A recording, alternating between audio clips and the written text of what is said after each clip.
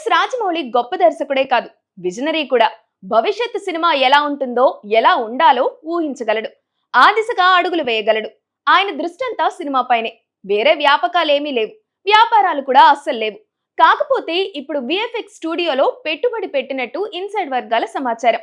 ఇది కూడా సినిమాకు సంబంధించిన వ్యవహారమే కాబట్టి వ్యాపారం విషయంలోనూ సినిమాలతోనే మమేకమైనట్లు అనుకోవచ్చు.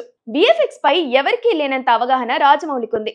అందుకే ఆయన సినిమాల్లో విఎఫ్ఎక్స్ అంత క్వాలిటీగా ఉంటాయి.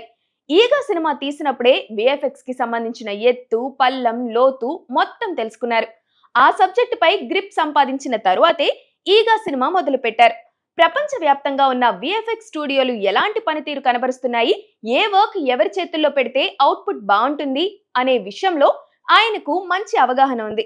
అందుకే ఇప్పుడు విఎఫ్ఎక్స్ స్టూడియోలో పెట్టుబడి పెట్టినట్టు తెలుస్తోంది. ఆంధ్రప్రదేశ్ లో ఓ కొత్త విఎఫ్ఎక్స్ స్టూడియోకి రూపకల్పన జరిగింది. ఈ సంస్థలో రాజమౌళికి కూడా భాగస్వామ్యం ఉందట.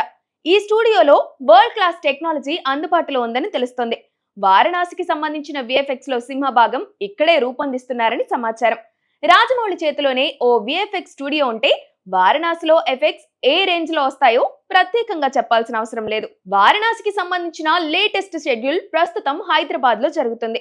ఈ నెలాఖరు వరకు ఇక్కడే చిత్రీకరణ ఉంటుంది.